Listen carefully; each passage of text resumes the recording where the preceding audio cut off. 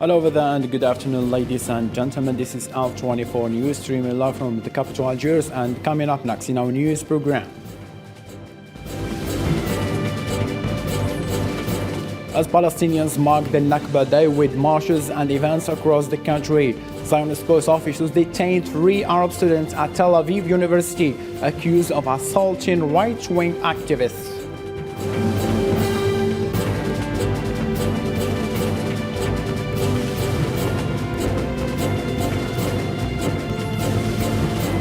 Iran-backed Hezbollah has been dealt a blow in Lebanon's parliamentary election, with preliminary results showing losses for some of its oldest allies.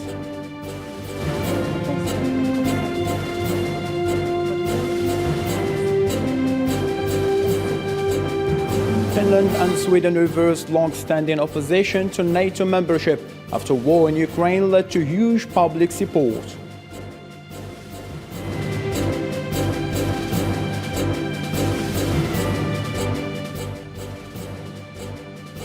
The Turkish President Recep Tayyip Erdogan will meet his Algerian counterpart, President of the Republic Abdelmajid Tebboune, this afternoon. The first session of the Turkish-Algerian High-Level Cooperation Council will be held with the participation of the relevant ministers.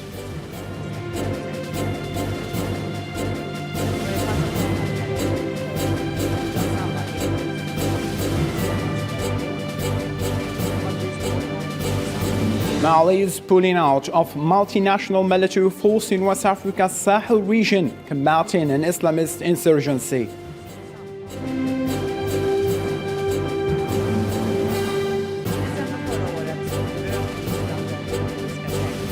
Hello again and welcome. Those were today's top stories. Palestinians gathered on Sunday to mark the Nakba Day, 74 years after the creation of the Zionist entity, which forced more than 700,000 of Palestinians to leave the land. Intense contest these last days with the Zionist forces. The demonstration organized each year on May 15 across the West Bank, Palestinian territory occupied since 1967. In the light of the same story, Zionist police forces, with the participation of members of the far right, attacked Palestinian students during an event commemorating the Nakba Day at Tel Aviv University inside the Green Line today, Sunday. Video clips show the assault by members of the Zionist right with strict protection from the occupation forces, which attacked the students and also assaulted a number of them and arrested others. Also, hundreds of Palestinians in the Gaza Strip participated in the march on Sunday to commemorate the 74th anniversary of the Nakba, which falls on May 15 of each year. The demonstrators marched in front of the headquarters of the United Nations Special Coordinator for the Middle East Peace process in Gaza City, raising Palestinian flags alongside banners that read out, "Our return is inevitable," and Al-Quds is the eternal capital of Palestine.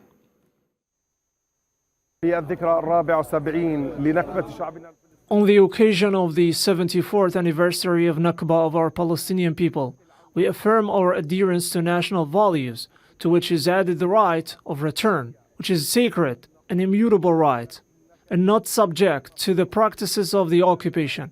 And we tell the occupier that the end is near, just like the normalization agreement. Rallies and demonstrations have been held in cities across the United States, Australia, and elsewhere in the world to commemorate the 74th anniversary of the Nakba Day, which marked the 1948 forced expulsion of nearly 800,000 Palestinians from their homes in historical Palestine as Zionists proclaimed its illegal existence. Thousands of pro-Palestinian demonstrators rallied in many U.S. cities, including New York, Boston, Washington, Montreal, and Dearborn, Michigan, to show solidarity with Palestinians and call for an end to the Zionist attacks on the besieged city Gaza Strip.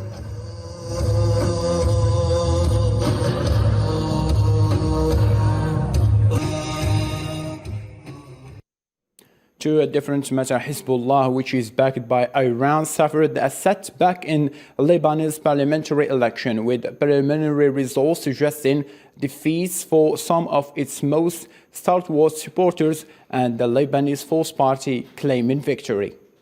In Lebanon's parliamentary election, Iran-backed Hezbollah was dealt a blow, with parliamentary results showing losses for some of its closest friends and the Saudi-aligned Lebanese Forces Party claiming victory. The final opposition of a 128-member parliament has yet to be determined, since ballots are still being tabulated. When Lebanon last voted in 2018, the Hezbollah and its allies gained a majority of 71 seats. إقبال عند الصبح كان حتى الآن خفيف. In comparison to previous elections, turnout in the morning was low. We anticipate an increase in attendance from now until noon. إنه من هون للظهر إن شاء الله إنه حيصير في كثافة بالانتخابات بالاقتراع. The upcoming election is Lebanon's first since the country's terrible economic collapse, which the World Bank blamed on ruling politicians following a massive port explosion in 2020 that wrecked Beirut. According to Mark Taous, campaign manager and Hezbollah official, Hezbollah-allied Druze politician Tal al-Arslan, heir of one of Lebanon's oldest political dynasties who was first elected in 1992, lost his seat to Mark Taous, a rookie campaigning on a reform program. This afternoon, Algerian President Abdelmajid Tebboune meets with his Turkish counterpart, Recep Tayyip Erdogan, at the presidential palace in the Turkish capital, Ankara, coinciding with the 60th anniversary of the establishment of diplomatic relations between the two countries. The two presidents will have private talks in parallel with a number of ministers accompanying the Algerian president holding bilateral talks with their Turkish counterparts. Agreements and memoranda of understanding will also be signed to enhance the current cooperation between Turkey and Algeria, the contents of which will be detailed in joint press statements made by the two presidents at the conclusion of the reception ceremony. Before that, the Algerian president Abdelmajid Tebboune stood at the tomb of the leader of the Turkish national movement, Mustafa Kemal Atatürk, and visited a museum of the same personality. In the same line of thought, Algeria is one of Turkey's largest trading partners in Africa, with exchanges amounting to $5 billion annually, with ambitions to raise it to $10 billion prospects to 2030.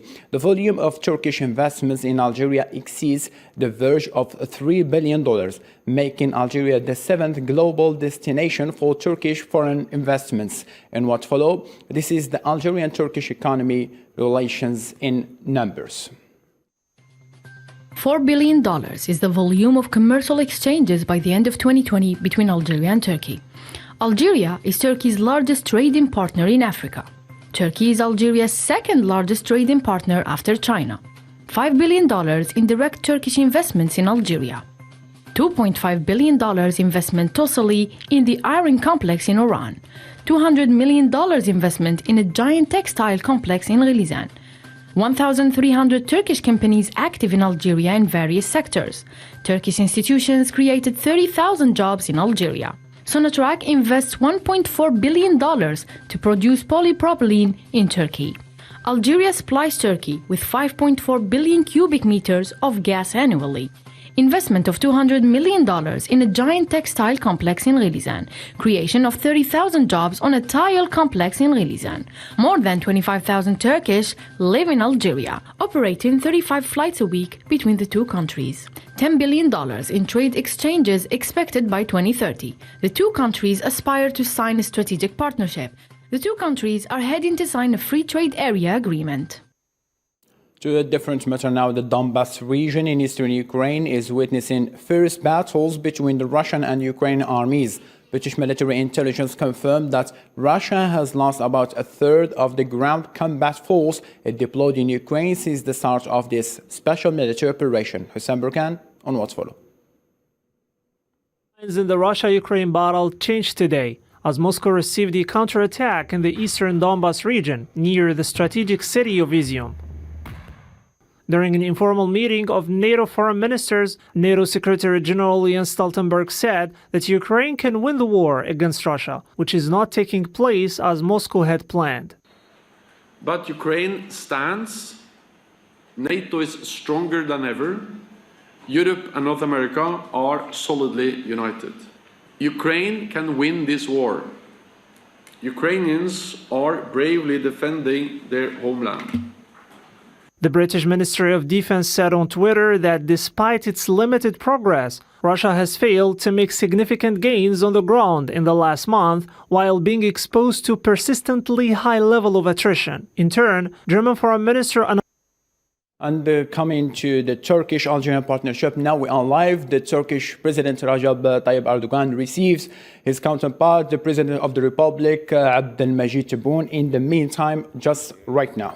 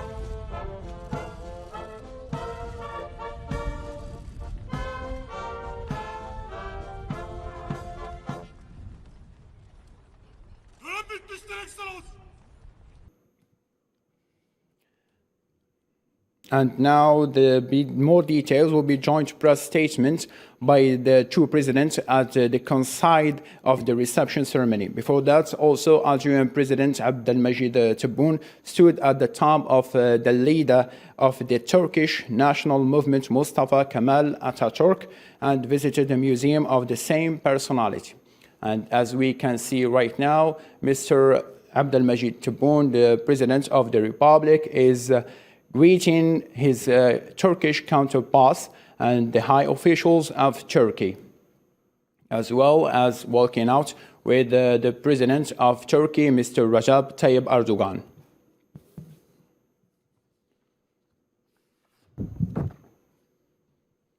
And there is his meeting with members of the Algerian community residing in Turkey yesterday. President Tebboune noted also that the trade between the two countries ranged from $4 to $5 billion a year. President Tayyip Erdogan and all Turkish officials have worked together with Algeria to raise the value of investments and access to the African markets.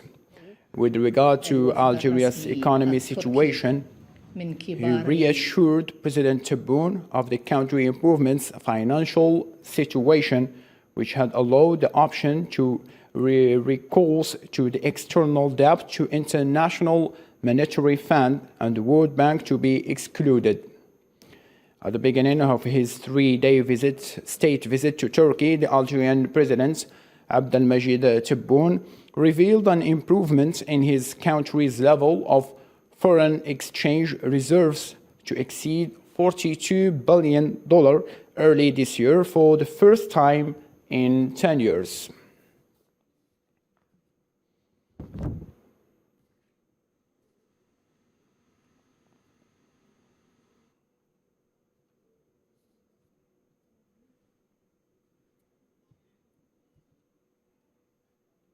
On to our news bulletin. The EU's top diplomats are discussing the latest developments in the Ukraine conflict and the bloc support for Western Balkan countries.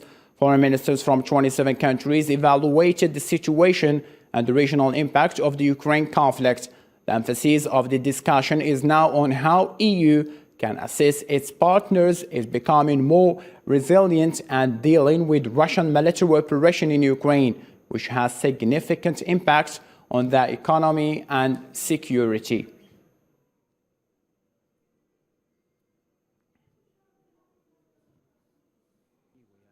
And I need to convince the 27. Among them, there are some ones who has more problems than others. It is an objective situation that some member states face more difficulties because they are more dependent, because they are landlocked, because they don't have the possibility of receiving directly tankers. They only have oil through pipelines and coming from Russia. So certainly we will discuss about it and we'll do our best in order to deblock the situation. I cannot ensure that this is going to happen because the positions are quite strong. But I think that if we understand the particular situations of some member states and all of us make an effort in order to present a united front against Russia. Sweden's ruling Social Democratic Party gave the green light to a NATO bid for its country, paving the way for the government to apply for membership. The party has long been opposed to NATO membership but has changed position following the conflict in Ukraine. The NATO chief Jens Stoltenberg said that application from Finland and Sweden would strengthen common security and show that the alliance's door was open. The Turkish Foreign Minister Mr. Mevlut Cavusoglu said Sweden and Finland proposed to collaborate with Ankara on the security guarantees that Turkey has asked for over two Nordic countries bid to join NATO. NATO countries and the United States, meanwhile, say they were confident Turkey will not hamper the membership of Finland and Sweden in the Western Military Alliance. This comes despite Ankara has raised objection and has threatened to veto the bids. The latest statements by the Swedish foreign minister are unfortunately not at all constructive. She continues to make provocative statements, as we discussed this matter with her yesterday. On the other hand, the Finnish foreign minister is acting quite cautiously. That is to say, he declares his certainty that these questions can be resolved, while specifying that it will make more than one day. On to a different topic now. In China, Shanghai announced on Monday a plan to ease COVID-19 related restriction. The lockdown in China's most important economic hub lasted more than 6 weeks and had a significant impact across the Chinese economy. In April, unemployment rate in the country rose to 6.1%, representing the highest level since the early part of the COVID-19 pandemic in February 2020. North Korean leader Kim Jongun appeared wearing a face mask for the first time on state television at a meeting that acknowledged the first COVID-19 outbreak in the country. North Korea imposed a nationwide lockdown Thursday to control the outbreak after holding for more than 2 years to claim a perfect record keeping out the virus that has spread to nearly every place in the world. Kim Jong ordered the military to stabilize supply of COVID-19 drugs as the country record that the majority of the people was not vaccinated. US President Joe Biden has condemned the mass shooting in New York State, calling it a stain on the soul of America. This comes as a white 18-year-old gunman opened fire at supermarkets in Buffalo on Saturday, killing 10 people and wounding 3 others. Buffalo Police Commissioner stated that the evidence so far makes no mistake that the incident is an absolute racist hate crime that will be prosecuted as a hate crime. At least 1 person is dead and 4 are critically injured after a shooting Sunday at a church in Laguna Woods, California, according to the Sheriff's Department. This letter said in a tweet that all victims are adults and are at hospital. 1 victim is deceased at the scene. Another person has minor injuries, according to the tweet. At about 1:26 p.m. this afternoon, a male subject opened fire here at the Geneva Presbyterian Church in the city of Laguna Woods. 1 person is confirmed deceased at the scene. 4 others are critical, and 1 other victim sustained minor injuries. The injured victims were taken to local hospitals. We currently do not have a status of the injured 4 that are in critical condition. Mali's military leadership said on Sunday that it is withdrawing from a multinational military group fighting an Islamist insurgency in West Africa's Sahel area. The G5 Sahel group was established in 2017 to combat extremists who have stormed throughout the region in recent years, murdering thousands of people and causing millions abandon their homes. For more insights on the G7 Sahel group, the G7 includes troops from Mali, Chad, Niger, Mauritania, and Burkina Faso. It was set up in 2017 to counter armed groups. However, it is challenged by the lack of funding and disagreement among member states. After long chaos and insecurity that Somalia lived since 2021, the country's lawmakers have elected a new president of the country. Hassan Sheikh Mohammed, the newly elected president, was sworn in as soon as he was elected, as he promised to work on the security of the country for the first place. A former Somali president has been returned to the nation's top office after defeating the incumbent leader in a protracted contest decided by legislators in a 3rd round of voting late Sunday. Hassan Sheikh Mahmoud served as president from 2012 until being voted out in 2017. Members of the upper and lower legislative chambers picked the president in secret balloting within the Halan military camp, which is protected by African Union peacekeepers. The first round of voting had been contested by 36 aspirants, 4 of whom proceeded to the 2nd round. With no candidate winning at least 2/3 of the 328 ballots, voting then went into a 3rd round, where a simple majority was enough to pick the winner. When it comes to grudges of any kind, I'm prepared to resolve them, just as I said when I announced my candidacy earlier this week. No revenge and no political tracking that targets anybody. This country has enough rules and laws, and if any differences arise, we will review the laws this country enacted.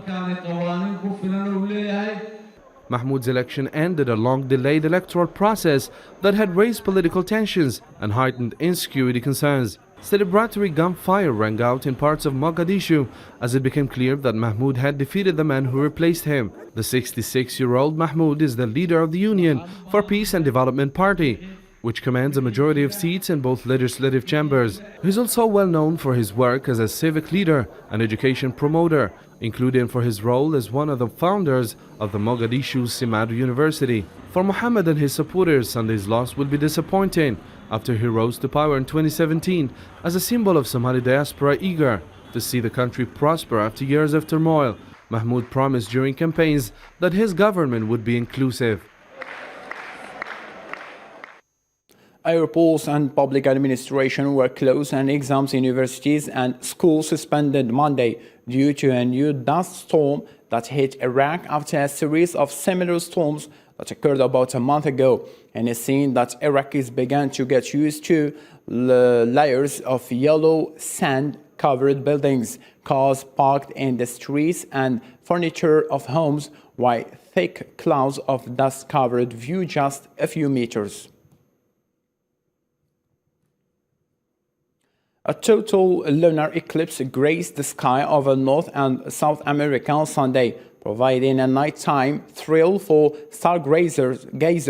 The moon was covered in the reflected red and orange manners of Earth's sunset and sunrise for about 1 hour and a half. It was one of the longest totals of the decade and the first so-called blood moon in a year. Ladies and gentlemen, thank you so much for being with us. Take care of yourself and have a blessed evening.